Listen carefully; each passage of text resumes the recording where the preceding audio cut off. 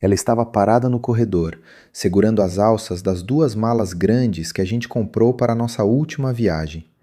Não tinha choro, não tinha desespero, era apenas um olhar frio que eu nunca tinha visto em 26 anos de convivência. Ela me disse pausadamente, com uma voz que não tremia: "Eu limpei cada centavo das nossas contas hoje de manhã, Ricardo. O dinheiro já está em outro lugar e você não vai conseguir encostar nele.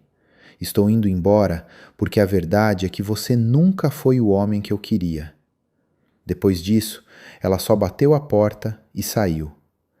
Eu fiquei ali, parado na sala, sabendo que tinha acabado de perder R$ 485.000 e a mulher que eu considerava minha vida em menos de 2 minutos. Meu nome é Ricardo, tenho 52 anos e sou aqui de Curitiba. Eu construí uma transportadora do zero, trabalhando 14, 16 horas por dia para garantir que a minha família tivesse tudo. Eu tento entender onde foi que eu me perdi nessa história toda. Antes de continuar, eu queria pedir para você comentar de qual cidade está ouvindo esse meu relato. Tem gente de muitos lugares que acompanha essas histórias e isso faz uma companhia boa. Se você gosta de relatos reais assim, deixa seu like e se inscreve no canal, ajuda bastante. Bom, eu e a Elaine começamos do nada. Quando a gente casou, eu era motorista de caminhão empregado. A gente morava em uma casa de fundos, com pouco móvel e muita conta para pagar. Mas a gente era parceiro. Pelo menos eu achava que era. Eu juntei cada sobra de frete, deixei de comprar roupa para mim, deixei de viajar para descansar, tudo para comprar o meu primeiro caminhão. Com o tempo, um caminhão virou 2, depois 5, e hoje eu tenho uma estrutura boa, com galpão próprio e uma operação que não para. O nosso filho mais velho, o Bruno, tem 24 anos e trabalha comigo na parte de logística. A Letícia, de 19, está fazendo faculdade de medicina em outra cidade, o que custa caro, mas eu sempre paguei com a maior alegria do mundo. A Elaine nunca precisou se preocupar com boleto. Ela cuidava da casa, das coisas dela, e de uns 2 anos para cá começou a mudar muito. Tudo começou quando ela entrou em uns grupos de internet sobre investimento e estilo de vida. Ela dizia que queria aprender a multiplicar o dinheiro que eu ganhava. Eu achei bom. Achei que ela estava querendo participar mais dos negócios. Foi aí que apareceu esse sujeito, o Marcos Lemos. Um cara de 30 e poucos anos, que aparecia nos vídeos sempre de terno, falando de viagens internacionais e de como as pessoas comuns eram limitadas. A Elaine ficou obcecada por esse cara. Ela gastou R$ 7.000 em um primeiro curso dele. Depois, foram mais 15 mil para uma mentoria individual. Eu comecei a reclamar, mas ela dizia que eu era um atrasado, que eu tinha cabeça de caminhoneiro e que nunca ia sair do lugar se continuasse pensando pequeno. Aquilo me machucava, mas eu ficava quieto para não brigar. Eu achava que era uma fase. Só que a coisa foi ficando pior. Ela trocou as roupas dela, começou a frequentar lugares que a gente não frequentava e passou a colocar senha em tudo. O celular, que antes ficava jogado na mesa, agora não saía da mão dela. Se eu chegava perto, ela bloqueava a tela na hora. Um dia eu cheguei em casa exausto. Tinha tido um problema sério com uma carga de grãos que atrasou e eu estava com a cabeça cheia. Tentei conversar com ela, desabafar um pouco, e ela nem olhou para mim. Ficou mexendo no celular e soltou: "Ricardo, você só sabe falar de caminhão e pneu. Eu não aguento mais essa vida medíocre." Aquilo me deu um estalo. Eu percebi que a mulher com quem eu dormia toda noite não era mais a Elaine que me ajudou a limpar o primeiro caminhão que eu comprei. Eu senti um frio na barriga, uma desconfiança que eu nunca tinha tido. No dia seguinte, eu procurei o Gomes. O Gomes é um amigo meu de infância, um sujeito que foi da polícia por muitos anos e agora faz uns serviços de investigação por conta própria. A gente se encontrou em um posto de gasolina na saída para Paranaguá. Eu contei o que estava acontecendo, as mudanças dela, o dinheiro que estava sumindo para esses cursos. O Gomes só me ouviu, anotou umas coisas e disse: "Me dá 2 semanas, Ricardo, eu vou ver o que está acontecendo de verdade." Nesse meio tempo, a convivência em casa ficou insuportável. Ela saía de tarde e só voltava de noite, sempre com uma desculpa de que estava em reuniões do grupo de investimentos. Eu via os extratos da nossa conta conjunta e as retiradas eram constantes. 5.000 aqui, 10.000 ali. Quando eu perguntava, ela dizia que era o capital que ela estava alocando para o nosso futuro. O Bruno, meu filho, chegou para mim no escritório um dia e perguntou: Pai, o que está acontecendo com a mãe? Ela me ligou pedindo os documentos da empresa, disse que precisava atualizar uns cadastros para o banco. Naquela hora, meu sangue gelou. Eu disse para o Bruno não entregar nada. Eu ainda não tinha as provas, mas eu sabia que o buraco era muito mais embaixo. Passaram 10 dias e o Gomes me ligou. Ele pediu para eu ir até a sala dele. Quando eu cheguei, ele fechou a porta e colocou uma pasta em cima da mesa. Tinha fotos, muitas fotos. A Elaine não estava em reuniões de investimento. Ela estava em hotéis e restaurantes com o Marcos Lemos. E não era só isso. O Gomes descobriu que o Marcos Lemos tinha várias passagens por estelionato em outros estados. O esquema dele era sempre o mesmo. Ele procurava mulheres de empresários, mulheres que se sentiam sozinhas ou desvalorizadas, e vendia esse sonho de liberdade financeira.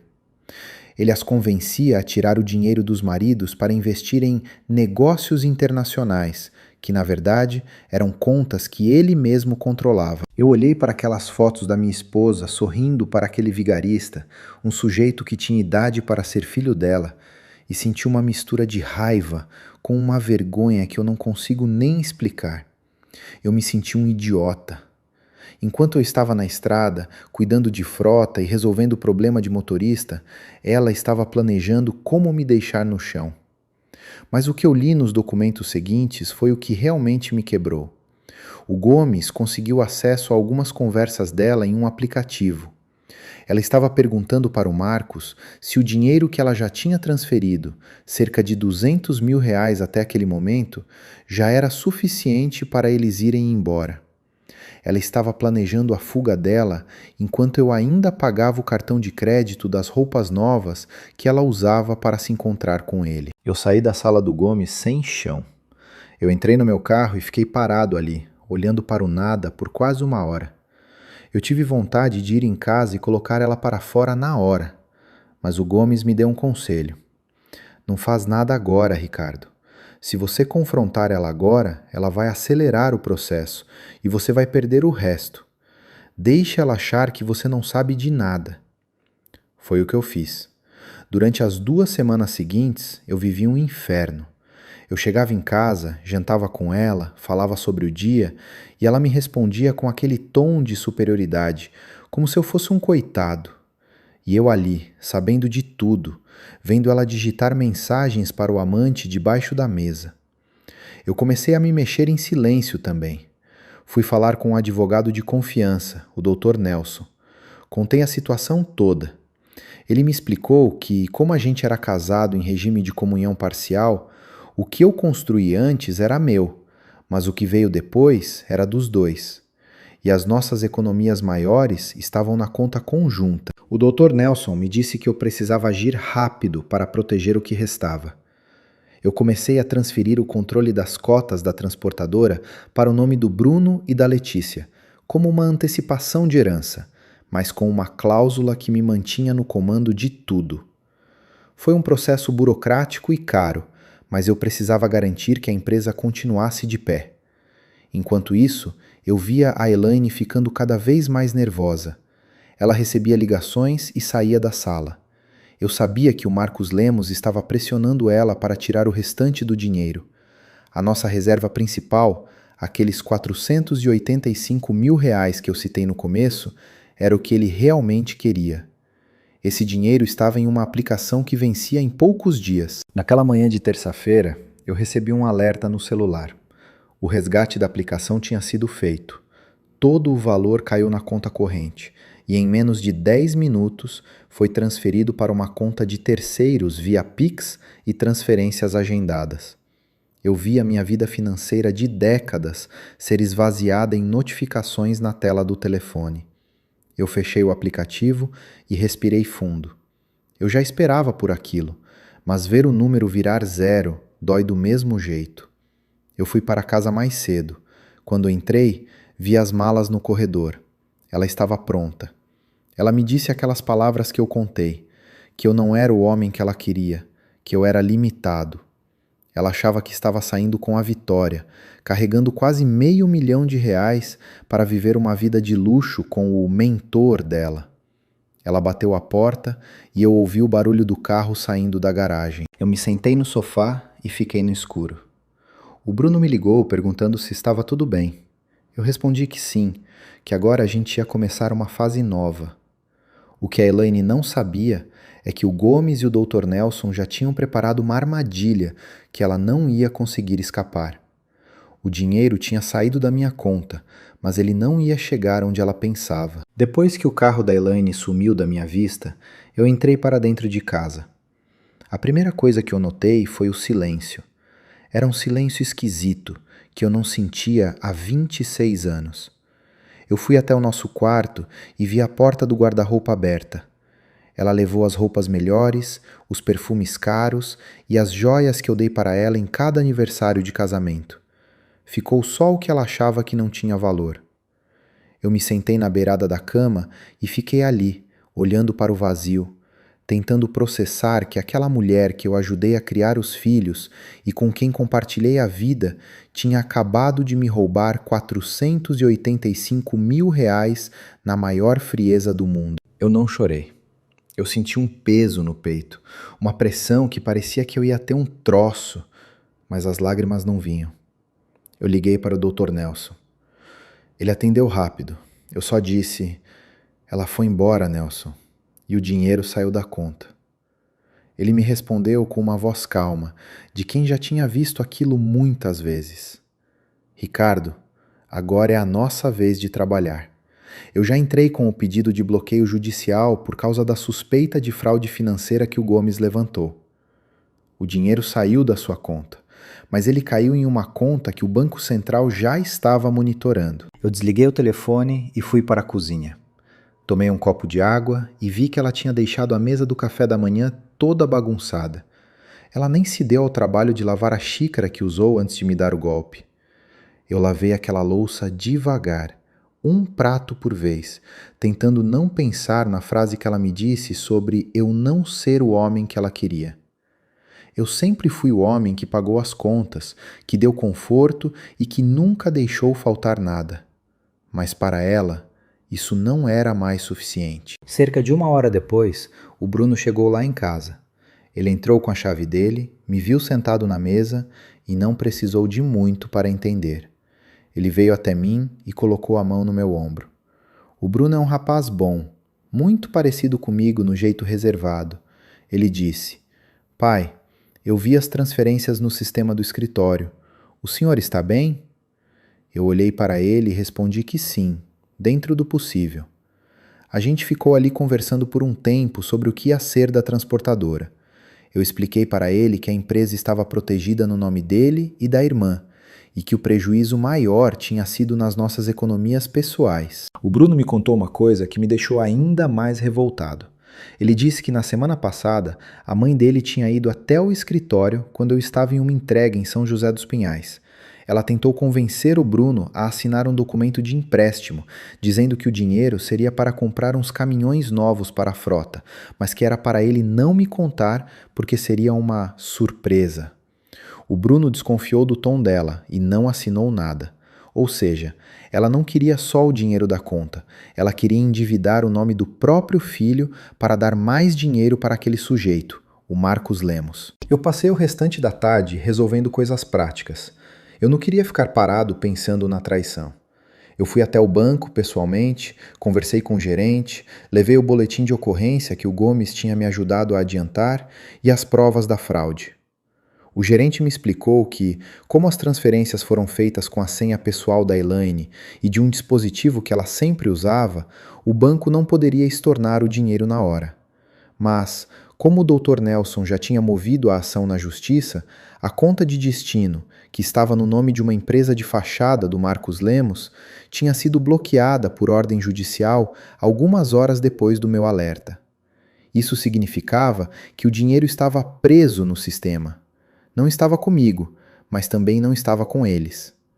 Eu senti um alívio pequeno, mas a dor da traição ainda era o que mais incomodava. Naquela noite, eu não consegui dormir. Eu ficava pensando em como eu fui cego. Eu lembrava das vezes que a Elaine reclamava do cheiro de óleo diesel na minha roupa quando eu chegava do galpão. Eu lembrava das vezes que ela pedia para viajar para lugares caros e eu dizia que a gente precisava investir na manutenção da frota primeiro. Para mim, eu estava construindo um futuro para nós dois. Para ela, eu estava apenas impedindo que ela vivesse a vida que ela via no Instagram daquele mentor. Na quarta-feira, o Gomes me ligou com mais novidades. Ele estava seguindo a Elaine. Ela tinha ido para um hotel de luxo perto do aeroporto de São José dos Pinhais. Ela estava esperando Marcos Lemos para supostamente seguirem viagem juntos para o exterior.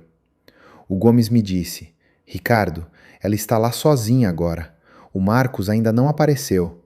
Eu estou monitorando o saguão e o estacionamento. Eu decidi que não ia atrás dela. Eu não queria cena, não queria briga. Eu queria apenas que a justiça seguisse o caminho dela. Mas, por volta das 22 horas daquela quarta-feira, o meu celular tocou. Era a Elaine. Eu atendi, mas não disse nada.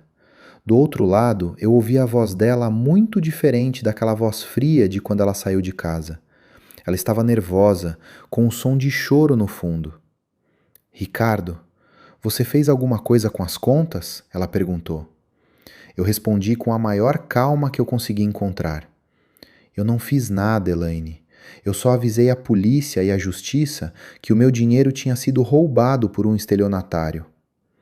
Ela começou a gritar, dizendo que eu estava estragando a vida dela, que aquele dinheiro era dela por direito de me aguentar por todos esses anos. Eu desliguei o telefone sem responder. Pouco tempo depois, o Gomes me mandou uma mensagem dizendo que um carro tinha chegado no hotel, mas não era o Marcos Lemos. Eram 2 homens que subiram até o quarto onde a Elaine estava. O Gomes ficou de longe, mas ele percebeu que a conversa foi curta. A Elaine saiu do quarto com as malas, parecendo muito assustada, e entrou no próprio carro dela. O Marcos Lemos tinha dado o sumiço. Ele percebeu que o dinheiro tinha sido bloqueado, e como um bom criminoso, ele não ia ficar por perto para ser preso junto com ela. Eu fiquei pensando na situação dela, sozinha, em um hotel, esperando um homem que ela achava que era o amor da vida dela, e descobrindo que para ele, ela só valia o saldo bancário que ela podia entregar. Eu senti uma ponta de pena, mas logo lembrei das palavras dela e do que ela tentou fazer com o Bruno. A pena passou rápido. Na quinta-feira de manhã, a Letícia, minha filha que estuda medicina, me ligou chorando. Ela tinha ficado sabendo de tudo pelo Bruno. Ela me perguntou como a mãe tinha tido coragem de fazer aquilo. Eu tive que ser forte para acalmar a menina. Eu disse: Filha, as pessoas mudam. Às vezes a gente acha que conhece quem está do nosso lado, mas a verdade é que cada um mostra o que quer. Eu garanti para ela que os estudos dela não seriam afetados, que eu ia dar um jeito de manter tudo em dia, mesmo que eu tivesse que trabalhar o dobro. A transportadora agora era o meu único refúgio. Eu passava o dia todo lá, conversando com os motoristas, conferindo as ordens de serviço, cuidando da parte mecânica. O trabalho braçal me ajudava a não enlouquecer. Os funcionários, muitos que estão comigo há mais de 10 ou 15 anos, perceberam que algo estava errado, mas ninguém perguntava nada por respeito. Eles só chegavam com um café ou ficavam um pouco mais de tempo conversando sobre o serviço para me fazer companhia. O Dr. Nelson me chamou no escritório dele no final daquela semana. Ele tinha recebido um documento da defesa da Elaine. Ela já tinha contratado um advogado e estava pedindo o divórcio, mas o que me deixou de queixo caído foi o pedido dela. Ela estava alegando que eu era um marido abusivo, que eu controlava ela financeiramente e que ela tirou o dinheiro apenas para se proteger. Ela estava pedindo uma pensão mensal de R$ 15.000 e a venda imediata de todos os galpões da transportadora para dividir o valor. Eu olhei para o Nelson e perguntei: ela pode fazer isso? Ele sorriu de um jeito amargo e disse: ela pode pedir, Ricardo, mas provar é outra história. Especialmente agora que o Gomes conseguiu os registros das conversas dela com o Marcos Lemos, onde ela diz claramente que o objetivo era limpar o velho e sumir com o capitão. Essas foram as palavras que ela usou para se referir a você e ao amante. Aquelas palavras, limpar o velho, doeram mais do que o saldo zero. Eu me senti um objeto, um caixa eletrônico que ela usou até não ter mais utilidade. Mas eu não ia me entregar. Eu assinei os documentos que o Nelson me deu e autorizei ele a usar todas as provas que a gente tinha. Nesse período, a Elaine voltou para a cidade e foi morar na casa da irmã dela. Ela não teve a cara de pau de voltar para a nossa casa.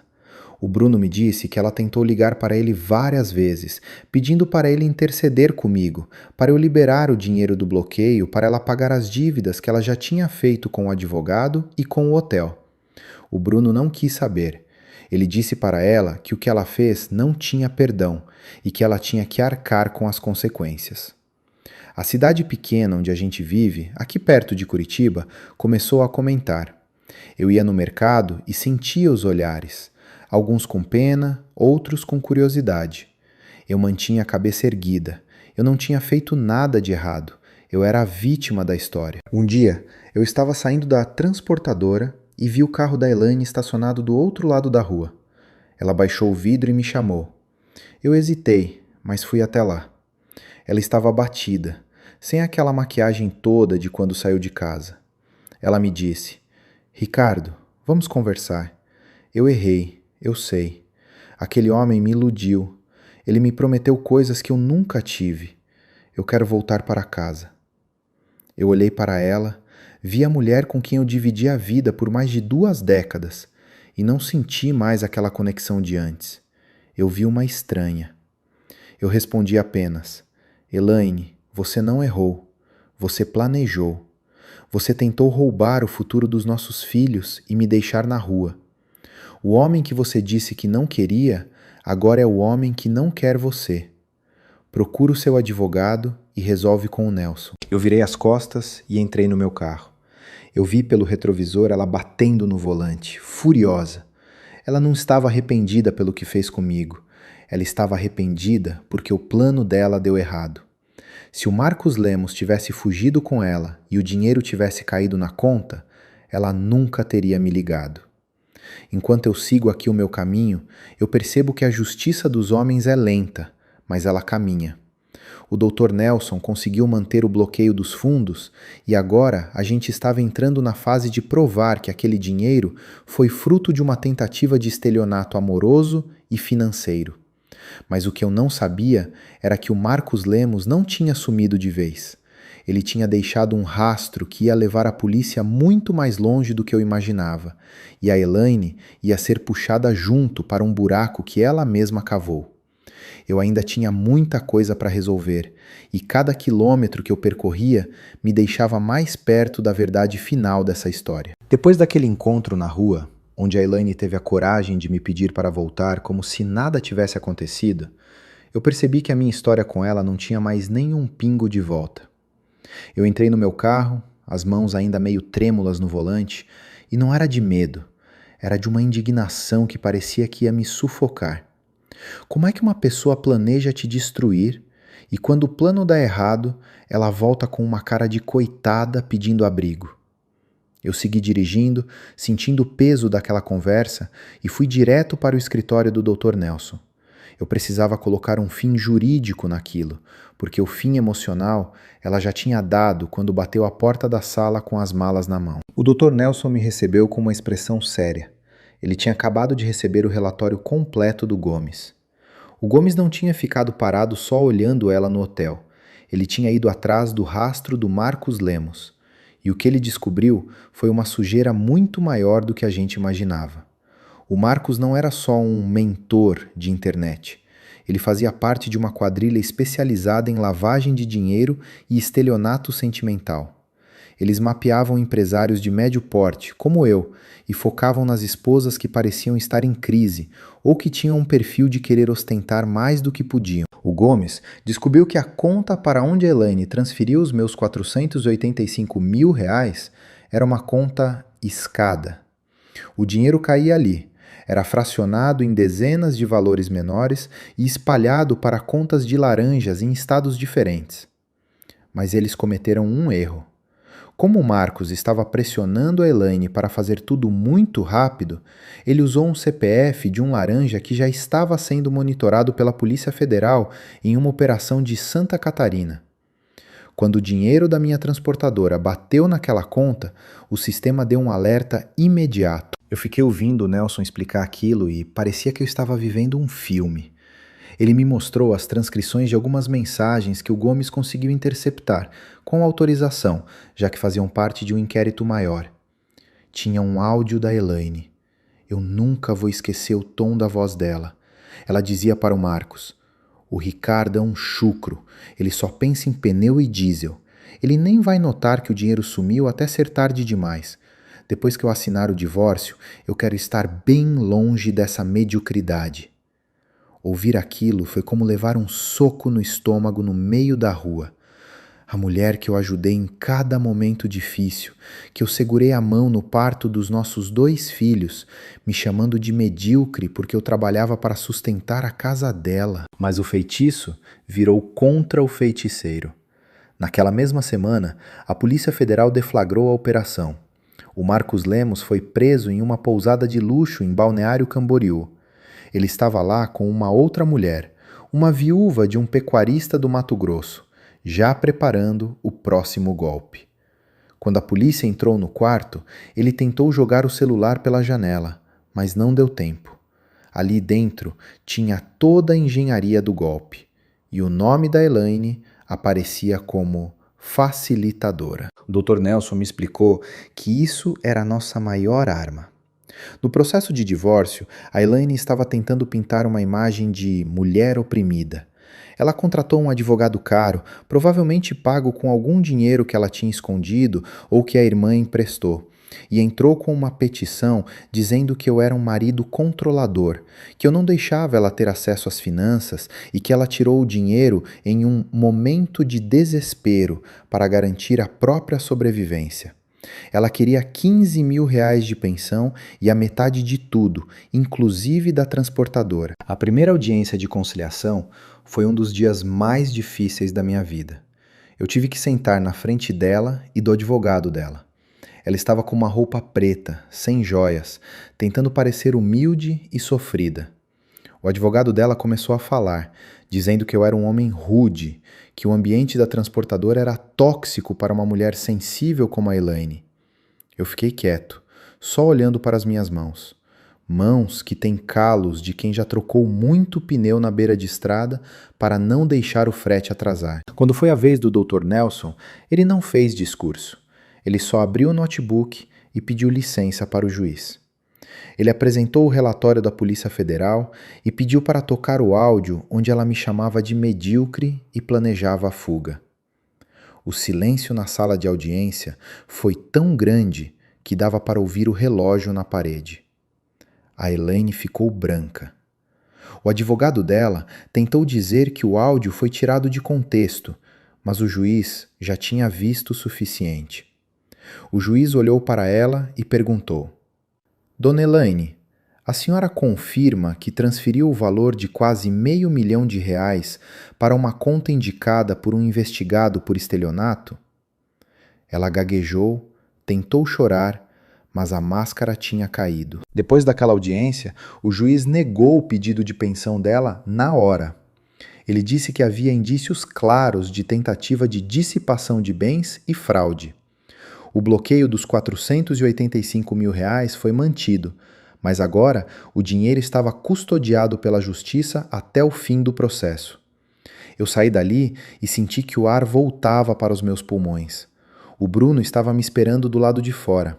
A gente foi comer um espetinho num lugar que eu gosto, perto do galpão. O Bruno me disse: "Pai, eu não sinto alegria de ver a mãe assim, mas eu sinto um alívio de ver a verdade aparecendo." Mas a história ainda tinha mais um capítulo. A Elaine, vendo que ia perder tudo, começou a ficar desesperada. A irmã dela, que é uma pessoa que eu sempre respeitei, me ligou um dia pedindo desculpas. Ela disse que não sabia da missa à metade e que quando descobriu que a Elaine estava envolvida com um bandido e que tinha tentado roubar o próprio marido daquela forma, deu um ultimato. Ou a Elaine saía da casa dela ou ela chamava a polícia. A Elaine acabou tendo que se mudar para um quartinho de aluguel num bairro bem afastado, lá para os lados de Pinhais. Uma casinha de madeira, sem muro, bem diferente da mansão que a gente construiu com tanto suor. O processo de divórcio seguiu por mais uns meses. Como eu tinha feito a holding familiar e passado a transportadora para o nome dos meus filhos antes dela concretizar o roubo, o juiz entendeu que a empresa não entrava na partilha da mesma forma. A transportadora estava segura. No final, a sentença saiu. Como ela tinha tentado desviar o patrimônio, o juiz determinou que o valor que ela tentou roubar seria descontado da parte dela na venda da nossa casa. A nossa casa, que valia um dinheiro bom, foi colocada à venda. Quando vendeu, eu recebi a minha parte integral e ela recebeu quase nada, porque o valor que ela já tinha consumido na tentativa de golpe foi abatido. O dinheiro que estava preso na justiça finalmente voltou para minha mão. Quando eu vi aquele saldo de novo no meu aplicativo, eu não senti riqueza. Eu senti que era o peso de 30 anos de trabalho que tinham voltado para o lugar de onde nunca deveriam ter saído.